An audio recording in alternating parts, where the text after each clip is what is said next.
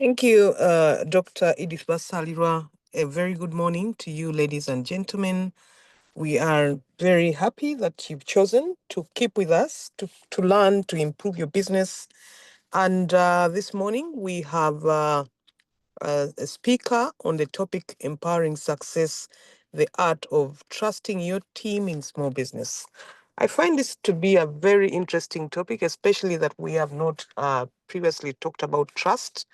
But I know that it is very important that as a business owner, as an entrepreneur, you consider trusting the people that you work with. As an entrepreneur, as a business owner, you often wear many hats, and it is very easy for you to get caught up in trying to control everything. You want to know, how everything is running. You want to go into every little small thing because you want to be sure that things are going right. Yet it is important that you begin to trust the team. So when you trust people, there are certain things that you're comfortable with. There are certain decisions that you're comfortable asking them to take, even when you're not there. Because remember, you're trying to chase a lot of things. You're looking for customers, you're looking for other resources, and the business has to continue running. So trusting your team is important for your business to grow. Now, of course, it's also not easy. Like I said, it requires a delicate balance of guidance, support, and freedom. And this morning, Dr. Freddie Lwanga will be sharing with us strategies that we can use and mindset shifts that are necessary for us to be able to build trust with our teams and then be able to get our businesses to grow. But who is Dr. Freddie Lwanga? Dr. Freddie Lwanga is a lecturer in human resources at Makerere University Business School. He has over 15 years of business management training and consulting. He's a partner at Tourism Research and Development Center. He's a board member at Malaika Childcare Project and a founding member of Lwanga General Enterprise. Dr. Freddie Lwanga, we have been looking forward to coming here to share with us as a human resource specialist. We believe that we're going to take away a lot from you this morning. You have 40 minutes to make your presentation, and we shall have a session for questions and answers, and then we shall then take it from there. Thank you so much, and over to you. All right. Thank you, Dr. Diana Ntamu, for ushering me into this discussion. Can I please get that feedback that every member on the call can able hear me this morning? Yes, we hear you well. Thank you. Welcome. So a good morning to all of you members. I want to imagine that we are attending this session from different parts of the continent or entirely the world. So it is either good morning, a good afternoon, a good evening, from wherever you are. I'm here to share my experience in regard to the topic of trust. Given that we are looking at this matter from a small business context, allow me to also tailor my presentation and discussion to the same context, where we want to appreciate the role people play. I have a brief presentation that I'm trying to upload such that we can have our discussion guided by the presentation. Okay, I was checking whether I have the rights. Perfect. So I hope members we can able view my shared presentation.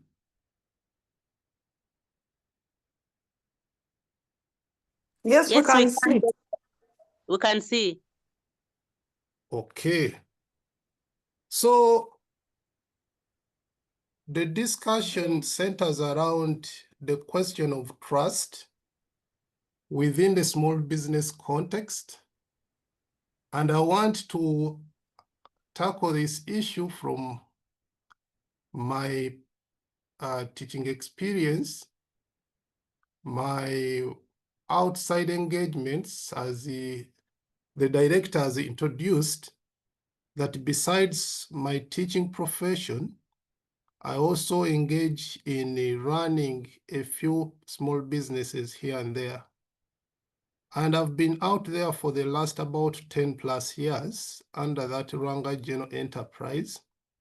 Maybe a brief on the Lwanga General Enterprise. This is a firm that was founded in 2012 by 5 people who share the same name, Lwanga. They put their brains together and formed this company.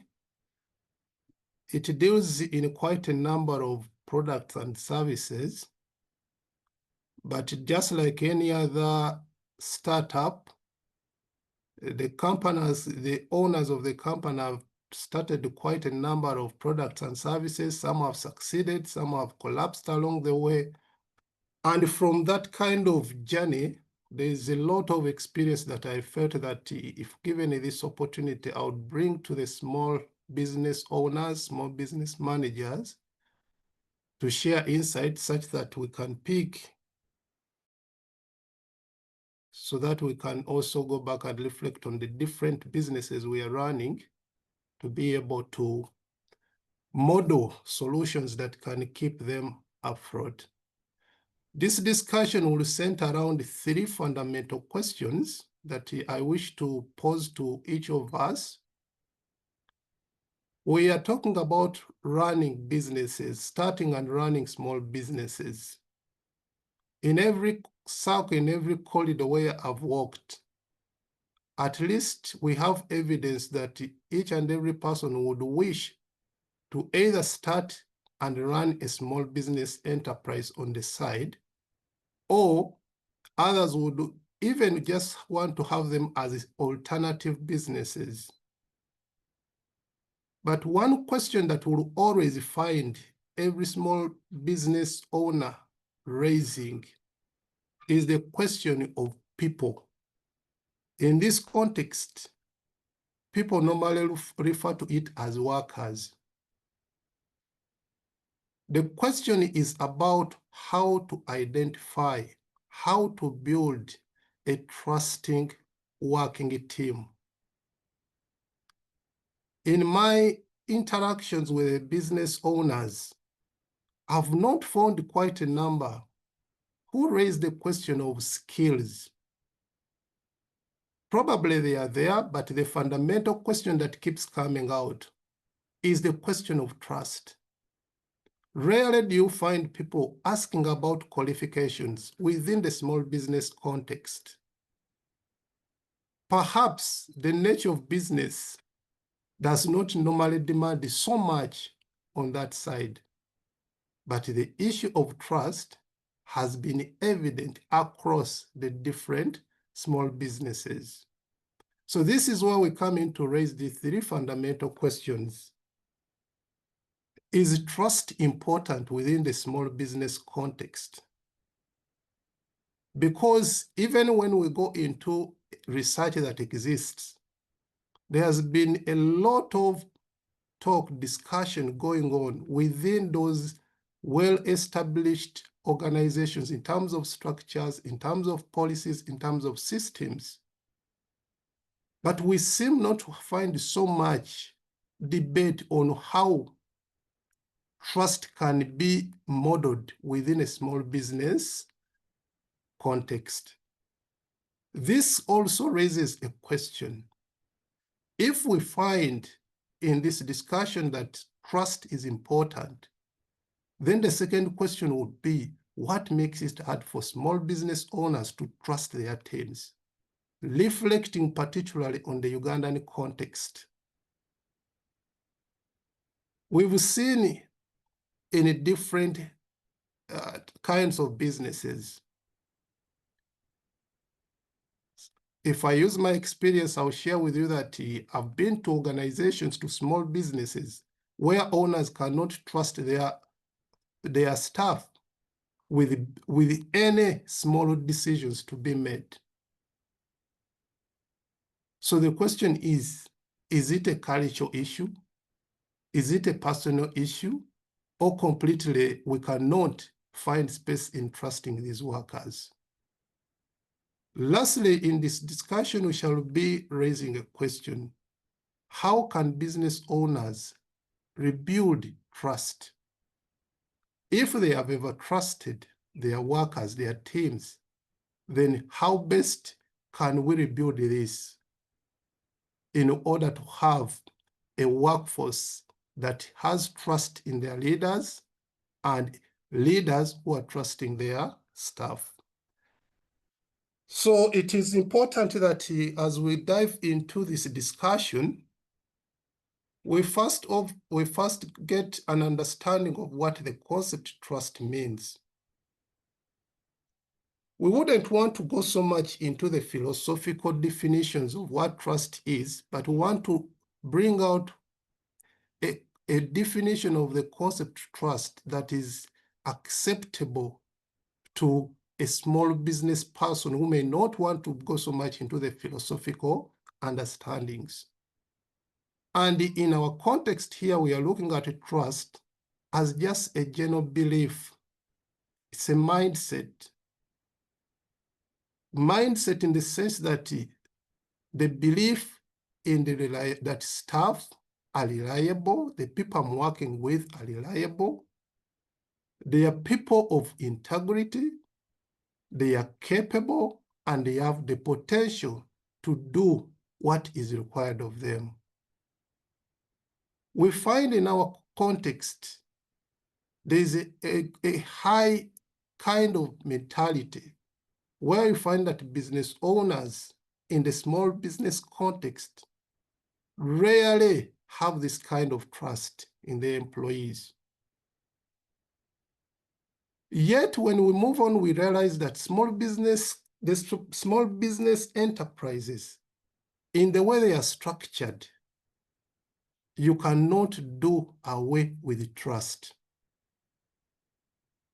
When we compare with these large, well-established entities, we would say that they have systems in place, they have policies in place, they have structures in place that directly, intentionally model the desired level of trust, which you may not actually find within a small business context. And yet we are saying that the nature of operations within a small business context require to have a trusting environment. Here we realize that in the small business environment, we lack the necessary resources. We are always constrained with the resources, which resources probably would have used to set up the right systems that could actually intentionally create that trusting environment. When you look at the nature of work we do in the small business context, we are so much into multi-skilling. We are multi-skilling, we are multitasking. You find that you are the owner. If I say the owner, you are the leader, you are the supervisor. When we come to the teams that we're working with, these are teams made up of about 5, 6, at most you can go up to maybe 50, but depending on how much you handle in a day. So this means that staff must jump from one task to another. Also, when we look at it from the angle of structures, we don't have these structures in place. So what does this mean?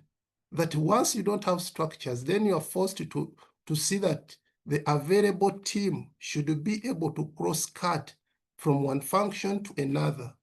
Either this is sales, this is marketing, this is production, this is whatever you may be interested in looking at in that context. And we are saying here that if we could be able to nurture a trusting environment, then we can leverage that trust to make these small businesses thrive. We've seen people talk about relational capital, and maybe this is the relational capital that we would wish to build within this small business that we are talking about. Research and evidence out there shows that trust has the potential to boost workers' morale, loyalty, innovation, and reduce on micromanagement on the side of the business owner.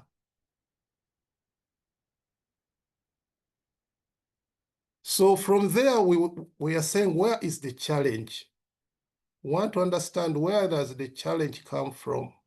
Why are we finding a lot of difficulty to trust our teams within the small business context? Research still shows that has been done world over in small business settings that at one time, small business owners trusted their employees. But along the way, the employees have disappointed their employers.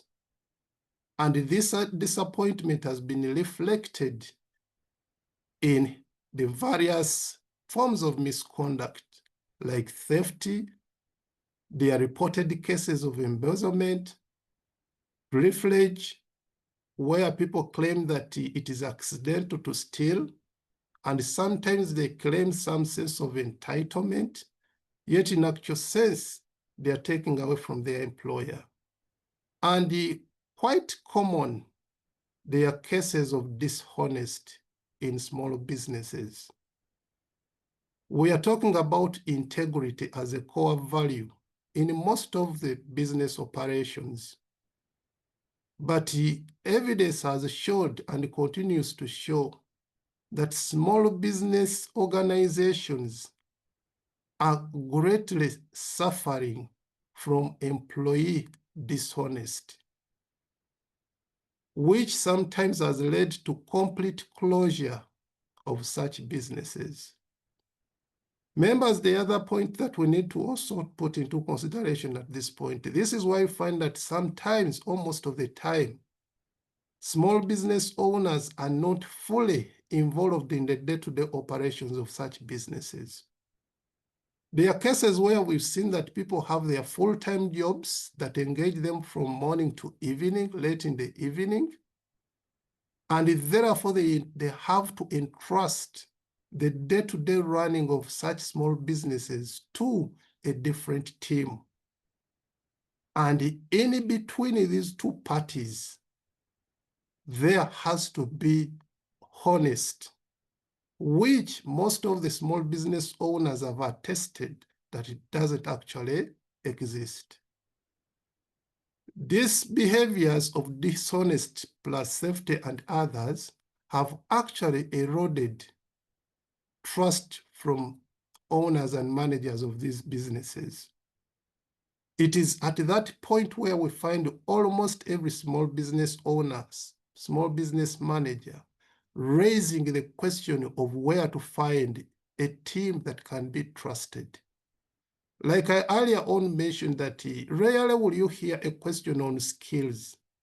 Rarely will you hear a question on qualification. Probably in the small business setting, skills are important, but may not be so much critical, as long as people keep acquiring that experience from what they do on a daily basis. The issue of qualification is important, but we've seen that in the small business setting, rarely do you find the employers, business owners of these small businesses, focusing so much on those kind of high technical qualifications, which brings us down to a clear picture of understanding that to thrive in the small business environment, trust is key. But we are seeing that there is evidence that the staff, the teams that we have built cannot be trusted. It has been on this basis that the owners and managers are now putting in place various internal control systems. On the side, I share a picture from my observations out there. that when we walk, for example, to the merchandise subsector, merchandise, we are looking at those fast-moving products. This is where you find people planting all sorts of cameras within their shops. This is why we find small business owners even setting up teams to observe. They already have the internal team, but they have to go ahead and hire another team to monitor, to observe what exactly this team is doing. We've seen small business owners also engage neighbors to observe, to watch, to spy on for them under what we are calling neighborhood watch. Those who work in this, for example, like we say in the merchandise subsector, you realize that to run, for example, a merchandise shop, if we take a case of our central business district, my interaction with the business owners, they will tell you there that whenever I'm away, I have to talk to my neighbor to observe whatever is taking place in my business, such that when I'm back, I can now corroborate what my people are telling me and what my neighbor has observed in my absence. Those are all indicators that we seem not to trust the people we are working with. And ideally, members, we know that we cannot run these entities independently. When we talk about small business growth, ideally, it means that business grows with numbers. And the numbers are not only in sales. The numbers also will require growth in staff numbers. We've seen situations where people, especially people have full-time jobs elsewhere, but running side businesses, frequently making calls. Every after 10 minutes, every after 30 minutes, a call goes out to check on what these people are doing. In this session, we are not saying that such calls are not important. We are simply saying that the frequent calls to check on what is going on that side business partly indicates that we may not have the kind of trust that we would need to have to leave those people to independently run, and we just come in to guide on specific areas. We've seen in some areas where even business owners have to label some of the products, like in these shops. Still, from our experience, we've observed that when you talk to these business owners, they will tell you, when I do my stocking, I go further and relabel. Because the practice here has been that they have a tendency of selling and restocking. They exactly know where we get these goods, products from. Majority of the small business owners have resorted to micromanagement. You can only open the shop when you are there. You pick interest in each and every activity task that goes on in this business. We always say that it would be ideal to free the owner to focus on strategic growth, to look ahead beyond the day-to-day operations. The debate has been that why we do that, why we are emphasizing strict control within these small businesses, it is because that when we control, then we can have clear answers on what takes place within this business. And that is the issue of micromanagement. Mistrust forces owners to get involved in each and every operational task. There is great emphasis on rules and procedures. The owner wants to retain decision-making powers, and there is always a tendency to demand total compliance, total adherence to the rules, to whatever has been set. with a view that with the tight control systems, then small business owners can be in charge to drive this business to where they wish the business to be headed. We are not in any way disregarding the importance of such tight controls, but we are simply saying in this session that tight controls deny us an opportunity to build a trusting environment which can actually generate more returns for the survival, for the continuity of this business. We've seen that where there is a trust, people grow through various empowerment opportunities.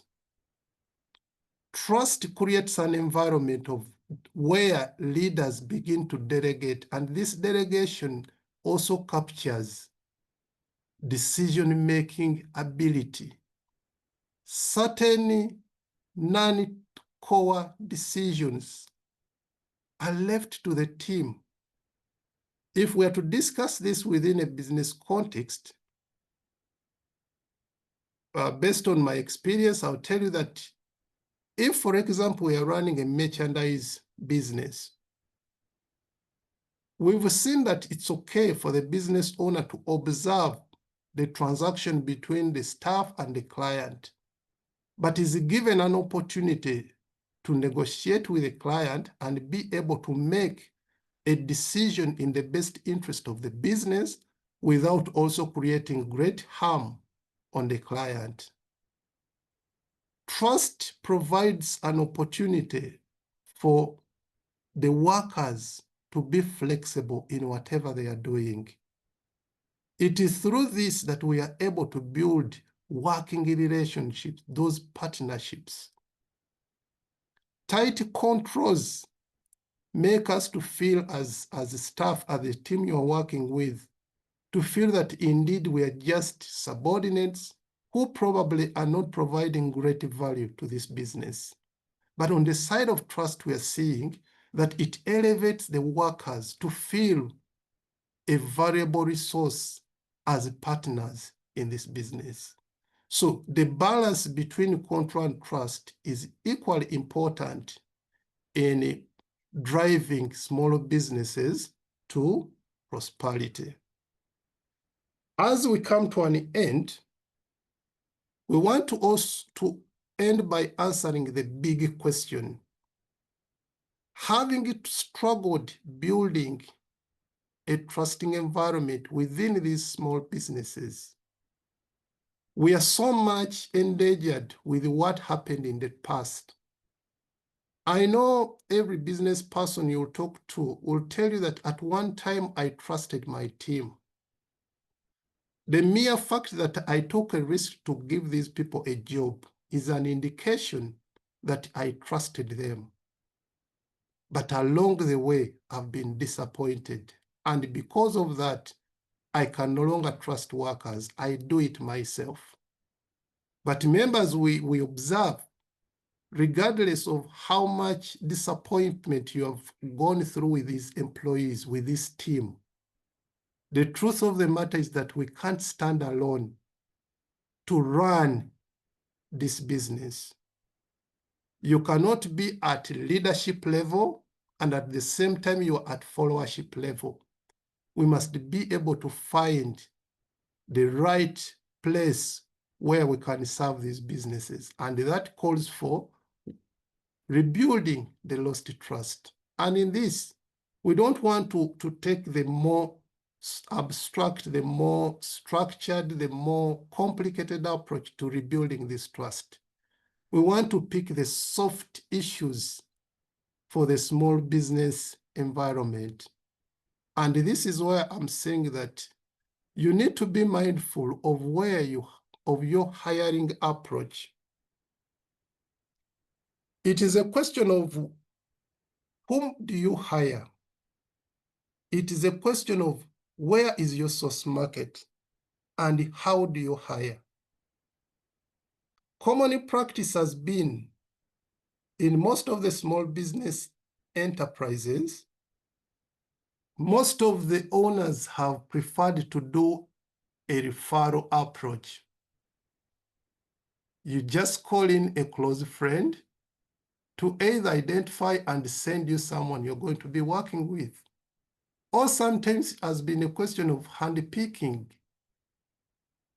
Because of the dynamics and the challenges within the small business setting, we may not approach the hiring process the very way these large, well-established institutions do. That you will do an advert, you go through a rigorous process of selection, recruitment, etc. Regardless of whether we may not have the resource capacity to go through such a more rigorous process, let us not lose track on the fundamental issue called trust. We've seen that in the small business setting, skills can be built over time. Knowledge can be acquired over time. Relevant business knowledge can be acquired over time. But what is challenging us is the issue of trust. So can we have a way on how we can measure that trust right at entry, so that if this is clarified at entry stage, the stage of engagement, then we'll be able to nurture the other competences required to thrive in this kind of environment. Let's clarify expected behavior right from the onset. This induction is very key in shaping the kind of behavior we expect to have. Where possible, we can even talk about the zero tolerance approach at this point. What is expected and not expected, and probably how we expect to conduct ourselves in this relationship as the business leader and the staff who is going to be supporting this business. It is quite important that as business owners in this context, you honor your contractual obligations. Quite a number of time experience has showed that because of the informalities within small businesses, employers tend to violate these unwritten down obligations. We've seen cases where small business owners delay to honor payment of their workers. We've seen cases where business owners violate other expectations as set by them during the time of engagement. And we've seen that this is a key source of frustration on the side of the team that we are working with. As a leader, demonstrate honest. This is about truthfulness in your business transactions. Be consistent in thought and action. And we emphasize the idea of transparency. Be open in most of your business transactions, especially on matters that are relevant to the team.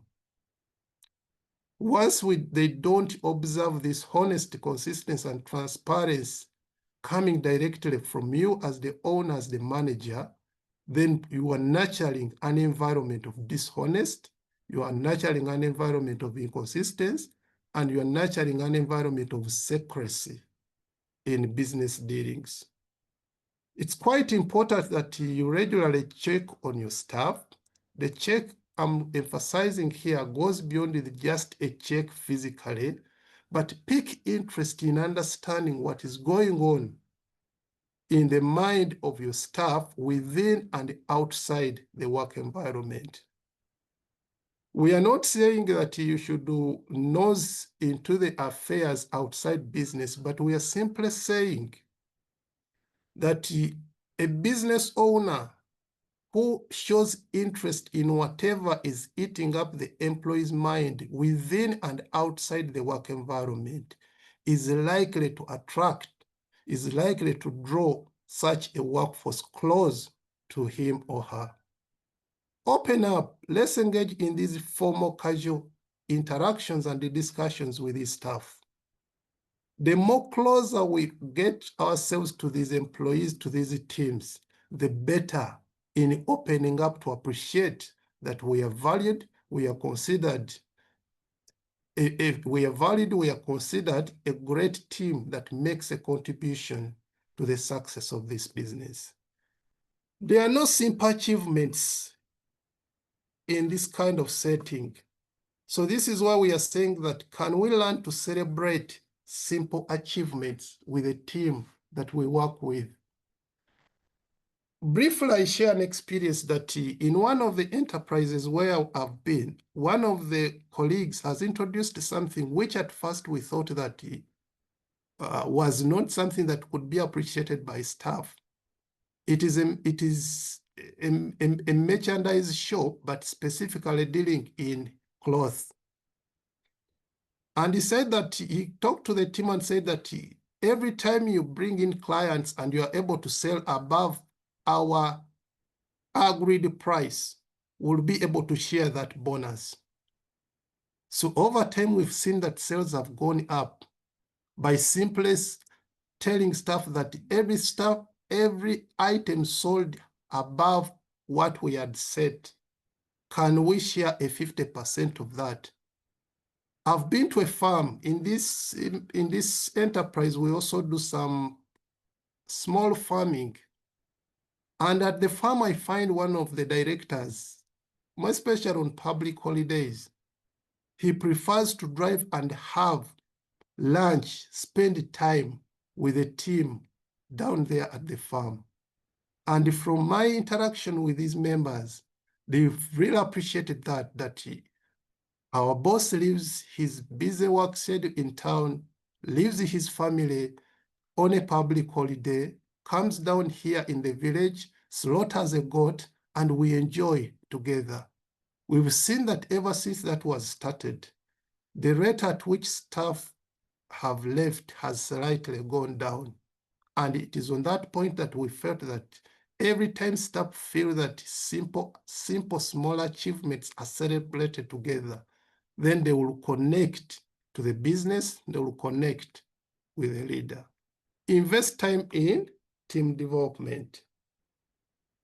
You seem to best understand this business as a business leader, as a business owner, and we want to work on the assumption that probably the teams we are working with are competent in what they are technically handling, but they may not have a bigger picture concerning this business.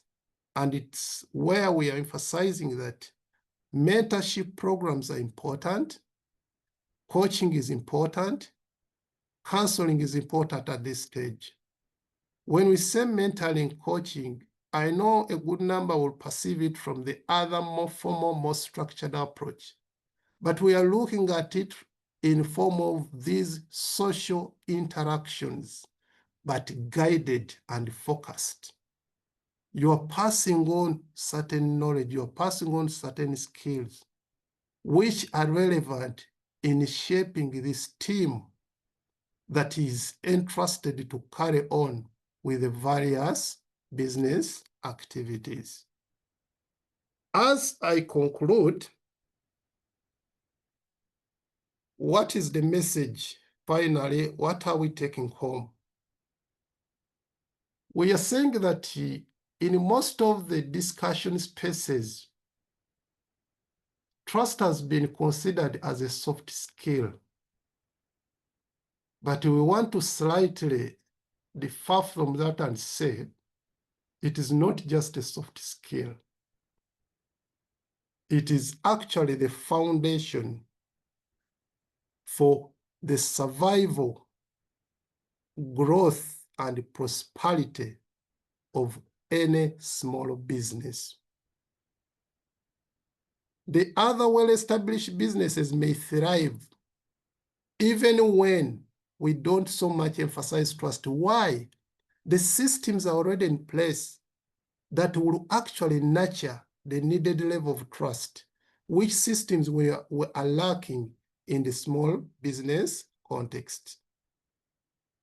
The trusting environment has a potential to drive business success and growth.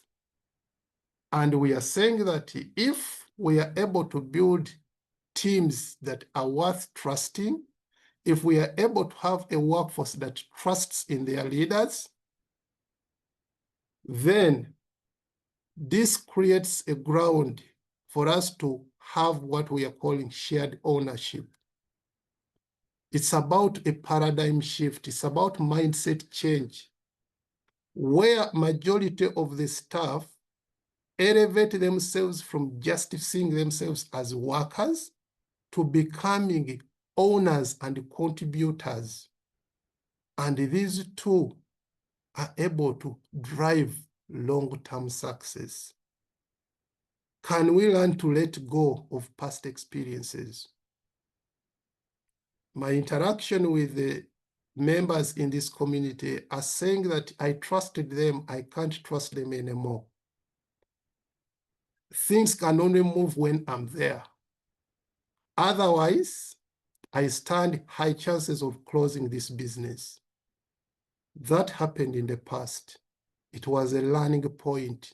Can we rebuild trust, let go of the past, and trust in the teams so that we can be able to generate better results? Further reading can be also, we are here suggesting that we can do further reading. Out there is a lot of content that we can reflect on to understand, to appreciate this concept of trust. I've just picked those three, which are key. For example, when we look at the first paper where they are talking about in employees with trust, it's such a great paper that talks about issues of trust within a small business setting across different business contexts. So members, I end my presentation. I thank you for listening and give the microphone back to our moderator so that we can listen in to any questions, to any other shared experiences, such that we walk away with something, some insights that we can base on to build and sustain a trusting environment within the different businesses that we are currently running and those that we are yet to set up in future. Thank you. Thank you very much, Dr. Lwanga, Freddie. We appreciate your presentation. Thank you very much for finding time in your busy schedule to come and talk to us. We appreciate you, and we've learned a lot. I know the struggle we've gone through to get hold of you. You're a very busy person. But thank you for finding time in your busy schedule to come and talk to us. Thank you. You've really emphasized the issue of empowering success, the art of trusting your team in small businesses. We couldn't have got any other person to come and talk about this because we've been taking trust to be something that is usual, but you've emphasized to us and told us that trust is the fundamental, foundational business asset, and we need to rebuild it. You've been able to take us through the three questions of, is team trust important in small businesses? What makes it hard for SMEs to trust? And how can business owners be rebuild? Yes, we've agreed it is very important for small businesses because you've notified us and taken us through how trust is a foundational asset for a business. And what makes it difficult is the challenges. You've taken us through the challenges, some of which are theft, embezzlement, and dishonesty, and it being costly. You've also taken us through how to rebuild, and you've given us some of the ways we can rebuild trust. We've noted that it's very important to rebuild trust. I know people who are logged on here have learned a lot from you, and I know they could be having questions. Without wasting any more time, allow me to invite Mr. Joseph Cesar Ojok to handle the Q&A. All right, thank you, Doctor. Good morning once again, entrepreneurs. Thank you for logging on and thank you for being a part of this session, which I believe has been very, very insightful for all of us, and we have learned something new. Personally, I've learned quite a lot today, but it's about that time that we get to interact with our presenter of the day by maybe asking questions or any comments or anything that probably you feel you need to know further in terms of the presentation that we have had today. So we have 3 avenues of doing this. We're going to use the Q&A section whereby you can post your question right there, and I'll be able to direct it to our presenter. And then also we have the chat room where you can maybe type your question there, and still I'll be able to read it out for our presenter to be able to respond to. And then we have the last, which is probably if you could maybe raise up your electronic hand, and we give you permission such that you can actually go ahead and ask your question. So those are the different avenues that we're going to use, and straight away, let me look through the chat. I see so many appreciations to you, Dr. Lwanga, for the presentation. Majority are really appreciating you, that they've quite learned a lot from your presentation and your experience. So let me move through the Q&A, where I see this is from Amina Musuya, who says, thank you so much for your presentation. Indeed, you talked about having and getting in place structures to guide operations and performance of the employees. However, in some instances, they are not compliant with these structures. So what could be my reaction in such a circumstance as an employee? Thank you. That is from Amina. Then I see more of a comment. This is from Katerega, who says, thanks for the excellent presentation. To me, I think trust is relative. The creation of systems, reporting chains, clarity, role clarity, giving employees authority, power, responsibility, and accountability, like the way big firms operate in outsourcing contracting can probably eliminate trust issues. I think that is just a comment. So let me give permission to Maureen. I see your hand is up. Please go ahead and ask your question. You have the permission to unmute yourself, then speak. Then I will give the presenter the chance to respond. Thank you. Yes, thank you so much, Dr. Lwanga. This is Maureen from Masindi. You have really touched my heart, because I've had trust issues to the point that I had to close the bakery, only because there's a lot of stealing, and eventually we unfortunately closed. Now, when you mention trusting the team, I believe it's important, yes. In fact, recently, I was offered a job to leave to go and work somewhere, and one of my employees said, but you can go. I said, no, but I don't trust you. It is, now I appreciate that it's not something you should say directly to them, but rather have a way of them feeling that they are trusted. But at the same time, my question now would be, how can you make sure the sentiment is kept, but still you have a way of verifying everything that is said and done? Because if it is blind trust, then I'm sure we'll end up in the same situation we were before. Thank you. Okay, thank you, Maureen, for your question. It's noted. Presenter, Dr. Lwanga, maybe let me just read this from James Bambumba, who says, how can one build trust to a team that has been stealing from the business? Okay, I think for now, let's take those. Please go ahead and respond to them. Thank you. All right. Thank you, Joseph. Just confirming that my microphone is on. Perfect. Yes, please. We can hear you. Okay. So I wish to appreciate the comments that the members have raised. In particular, I want to take on the issue of non-compliance, that in case the team that you have trusted is not compliant, how could you handle this as the owner, as the supervisor? The most important aspect here is to dive deep to understand what is the root cause of non-compliance and mistrust. We always argue that no one best understands what goes on in this business other than the owner and the team. It requires the owner to invest time and engage using all different approaches possible. It may not be a very rigorous research approach that you may employ, but you must have interest, you must be concerned. You must pick interest to understand the driver of the non-compliance and probably the mistrust. Along the way, we are confident that you will be able to find indicators, to find those red flags, and those become the bolts that you will fix as the leader, as the owner of this business.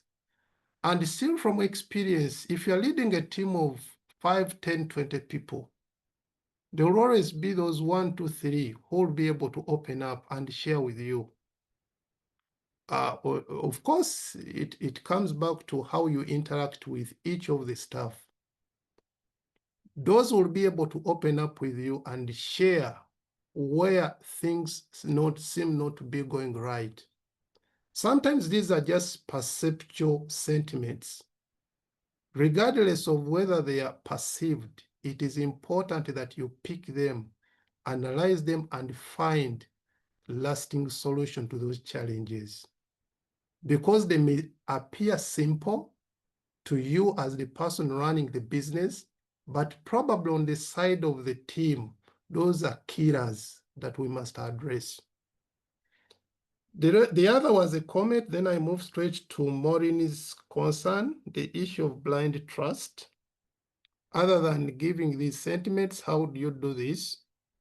I'll still raise the same observation that here we are handling case by case. Unlike the formal, well-structured businesses, where you may have well-built systems, mechanisms in place, where probably you may even talk about a department charged with the responsibility of taking care of employee concerns. Either it's a welfare or whatever name you may give it. This is not the case in the informal sector, small businesses. Yet we all agree that you wouldn't want to just assume trust. Yet in reality, we cannot trust or the other way around. Because members, when we talk about trust within small businesses, we're not only looking at it from one angle. It is a two-way traffic. We want to see a team that trusts in the leader, in the owner. We want to see the owners, the leaders, trusting their team. So on either side, we must understand where is the evidence that demonstrates that this is genuine trust that is driving business success, not stage-managed character that can convince either parties to think that actually the staff trust or the leaders trust in us. That's why I emphasize that these are case-by-case scenarios that each party must pick interest in to find what is happening, and most importantly, what is the root cause, such that we are able to find a joint solution to address this matter. We are partners in this business process, and we cannot afford, we cannot risk to run a business where these partners are not trusting in one another. James is concerned about rebuilding trust. We are students of positive behavior change. Once we agree to that myth, then we are ready to rebuild trust. We are not going to be these kind of managers who say that because I trusted this person and the person disappointed me and left us 2 years ago, that every person we are bringing on board will act the same way as the other person who left us. I'm currently working with one of the business owners who has completely lost trust in the employees. And I'm simply talking to him that we can only learn from where we erred. perhaps we over-trusted. And that's why that person felt independent and legitimate to take certain decisions. But going forward, can we structure trust? What I mean by structuring trust, can we define the parameters of trust such that we can retain that bit that can give us an opportunity to observe, to analyze, and understand what goes on in this business on a regular basis. Along the way, we shall be able to regain this kind of trust that we want to see within these small business entities. So those were the comments, those were the questions that came through. Joseph, I get back to you. All right. Thank you, Doctor, for, I would say, ably responding to all the concerns that were raised, the queries and everything. Still, I see in the chat so many appreciations are coming through. I see people appreciating you for really sharing your experience. They've quite learned a lot from you. And I see they've really taken quite some insightful lessons that I believe they're going to apply in their businesses. So I think at this time, I don't see any other concern except so much appreciation. I think even you on your end, you can read through the chat and see how people really appreciating you for, I would say, enlightening them on the issues of trust, which I believe so many people, not just in the business environment, family, friends, colleagues, and everything. This is really an issue. And I believe through your sharing, quite many have been able to take out so many lessons that I believe they can be able to apply. So at this time, allow me to appreciate you for responding to the questions and appreciate the entrepreneurs for interacting with you. And I'm closing the Q&A session right here and taking it back to our dear host. Thank you so much. Back to you, Dr. Edith.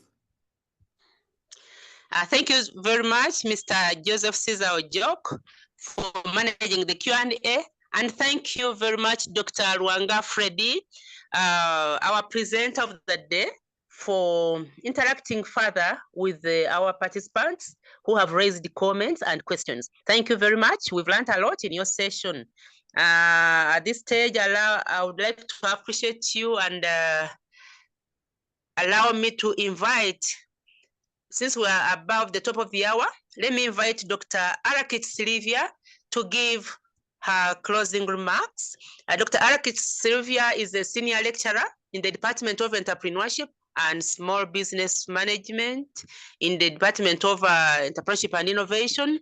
And Dr. Arakit is a consultant, is a researcher, and a board member on various boards. Dr. Arakit, please unmute and give your closing remarks. Thank you very much, Dr. Edith, and everybody who is on the call this morning. A very good morning, ladies and gentlemen. And I would like to begin by stating an African proverb that says that if you want to go fast, go alone. If you want to go far, then go together. And this proverb really reiterates the importance of working with others, which has been the center of discussion in today's session. What a powerful and enlightening session we have had this morning. And on behalf of Principal of MUBS, everyone on the call, and on my own behalf, I wish to extend our heartfelt appreciation to our speaker of the day, Dr. Freddie Lwanga, for taking the time to share with us such timely, practical, and insightful presentation on empowering success through the art of trusting your team in business. Your message has reminded us that no business grows in isolation. Trust is not just a value, it is a strategy. And this has come out very well in your presentation. Thank you very much, our presenter. So no matter how small your business is, for people who are logged in and all our dear entrepreneurs out there, its strength lies in the people behind it. And also learning to trust and empower them is not just a good leadership, but it is an aspect of smart business. I wish to appreciate each of you not just for showing up, but also for being fully present, curious, and engaging the presenter throughout the session. Remember that success is rarely a solo journey, but it's about building trust, delegating wisely, and believing in the potential of your team to achieve a long growth, but also to sustain a business. So to me, today's session should be a spark that shifts how you lead, how you collaborate, and how you strategically grow your small business. I'm sure each and every one of us has learned a lot from today's session, specifically on how to develop trust through empowering your team and how to work with your team and creating that environment that is going to carry the business forward. Let's carry this inspiration forward. Let's invest in our people. Let's build relationships that matter. And remember that trust is not a given, it's earned, nurtured, and multiplied through action. Once again, I want to thank our presenter, Dr. Lwanga. Thank you all for actively participating, and let us build teams that thrive, because when your team wins, your business wins. As I conclude, I still want to leave a word from a gentleman called Simon, who says that a team is not just a group of people who work together. A team is a group of people who trust each other with a common purpose. Thank you very much, and may your businesses grow with trust, strength, and shared success. I wish everyone on the call a positive and a productive day. Thank you very much, Dr. Edith, and thank you all. Back to you, our session chair. Thank you very much, Dr. Arakitsruvia Manjeri, for the great closing remarks, where you've re-emphasized the role of trust in our businesses. Thank you very much for enhancing the presentation and for always logging on. And thank you for encouraging us as Makerere University Business School. To Dr. Lwanga Freddie, we appreciate you. Thank you for finding time. I know we'll find some other time again when you'll come and encourage our entrepreneurs. Ladies and gentlemen, I'd like to appreciate you so much. Thank you for logging on. I saw Mr. Lwanga Alex Nathan, our colleague who used to work in MUBS. Thank you for logging on. Headmistress Wanyange Girls School in Jinja, I saw you logging on. Ladies and gentlemen, I appreciate everybody who logged on this morning. Thank you very much. I'd like to wish you a blessed Thursday, and remember to log on again next week on Thursday, same time. I would like to wish you all the best. Bye-bye for now.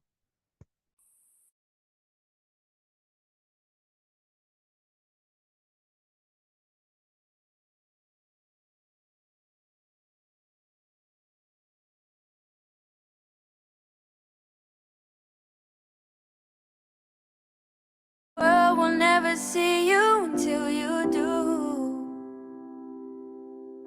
No, they don't really care what you're going through. So you gotta show them, baby. You gotta show them the real you. You gotta give them what you've got. No, don't let them see what you're not, 'cause you are strong. You are wise. You are worth beyond 1,000 reasons why. And you can't be perfect, baby, 'cause nobody's perfect, darling. But no, no, no, there's nobody in the world like you.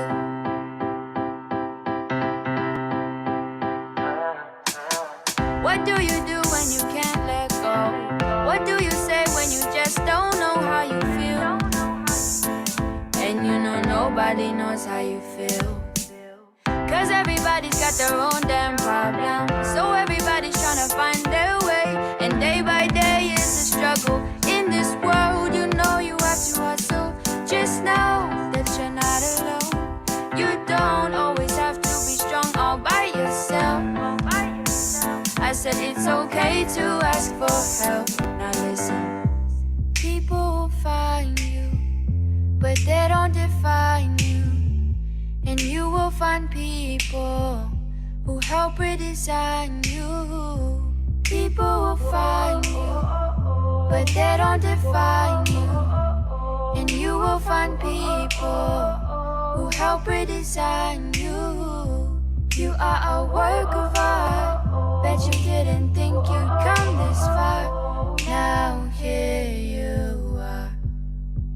Baby, you are strong. You are wise.